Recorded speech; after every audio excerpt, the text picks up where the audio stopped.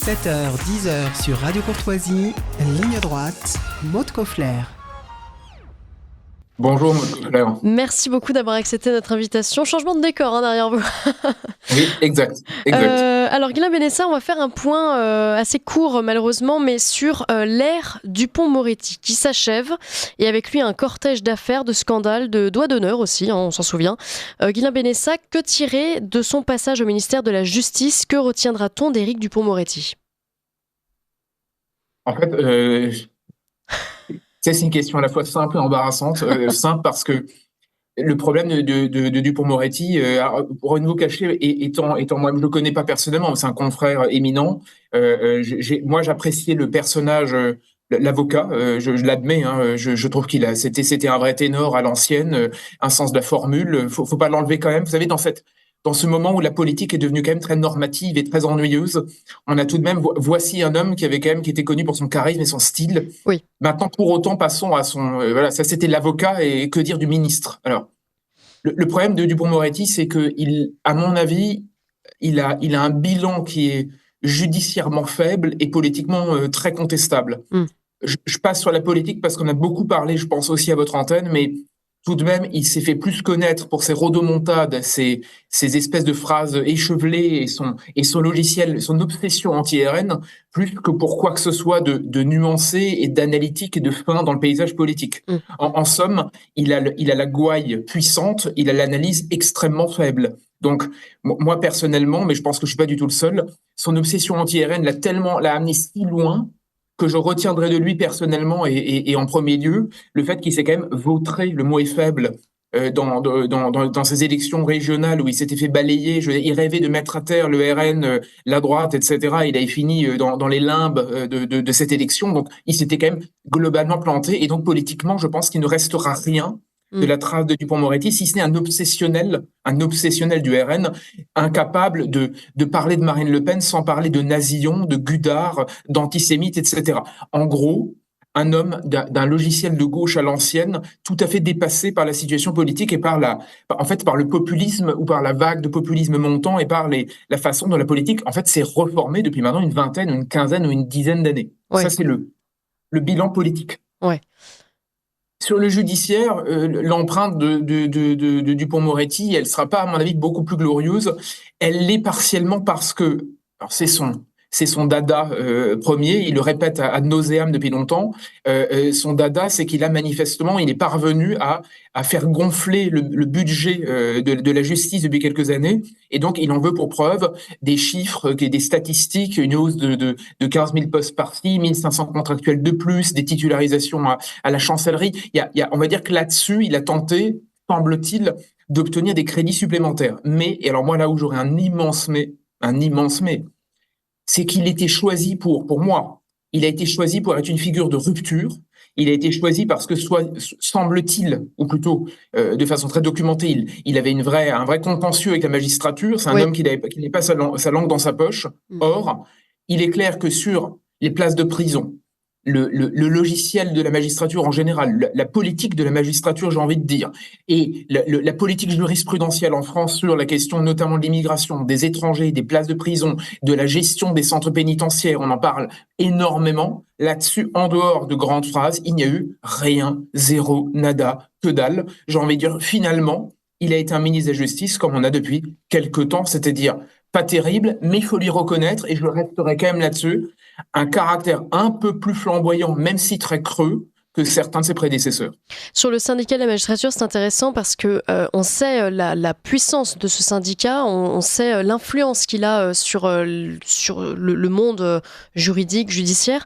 Est-ce que ce syndicat est suffisamment puissant pour brider le garde des Sceaux? Parce qu'on a fait le lien à l'instant. Est-ce que, de façon générale, que ce soit Dupond-Moretti ou un autre, le syndicat de la magistrature sera toujours là pour brider le ministre?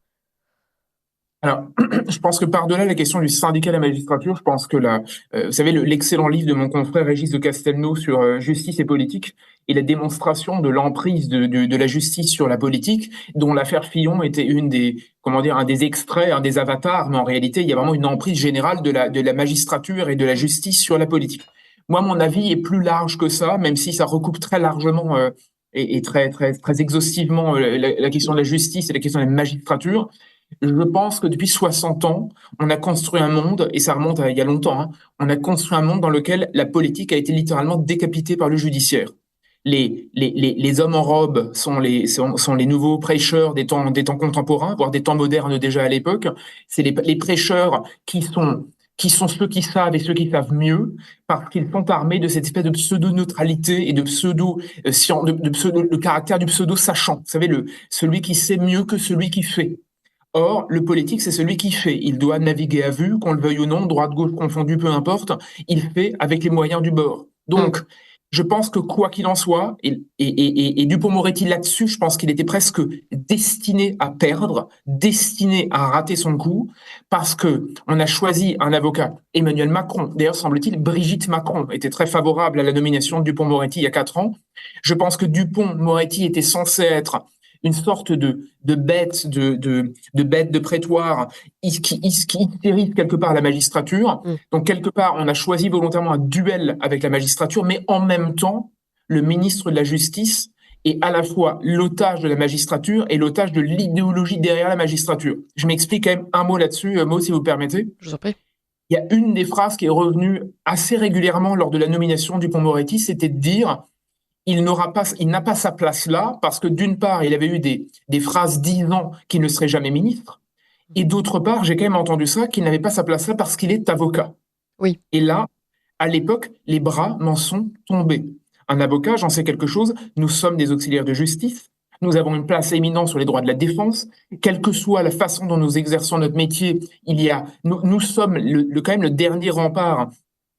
Vous savez, des petites gens, des justiciables, qui rentrent au tribunal et qui comprennent strictement rien à la machine judiciaire. Si les avocats n'étaient pas là, il y aurait quand même un vrai problème, rien que d'introduction et de compréhension pour tout un chacun du monde de la justice. Donc nous avons une place à occuper. En quoi est-ce qu'un avocat n'aurait pas le droit et n'aurait pas la légitimité pour incarner, pour emporter la mise quelque part, pour à la fois rassurer le monde judiciaire et avoir le droit d'exercer en toute tranquillité et d'avoir le droit de se voir confier en toute quiétude le marocain de la justice. Oui. Je n'ai pas compris pourquoi cette illégitimité était sortie du chapeau, si ce n'est qu'on n'a même plus l'habitude de considérer qu'un avocat puisse devenir ministre de la Justice. Mais d'autant c'est qu'on l'a devenu déjà improbable. connu. Pardon ? On l'a déjà connu, en plus, un avocat à la tête du ministère de la Justice. Complètement, mais je pense, vous avez totalement raison, on a même eu l'habitude d'en avoir. Mais la question, je pense, c'est que entre une habitude ancienne, à une époque où les avocats étaient encore considérés, on va dire, comme légitimes, et un temps qui a été phagocyté par le temps de la magistrature, phagocyté par le monde judiciaire, dont les seuls membres éminents seraient les juges, avec toutes les affaires en plus qu'on connaît, en fait, c'est très simple. Plus les Français, ou moins les Français ont confiance en la justice, plus les magistrats ont pris le pouvoir.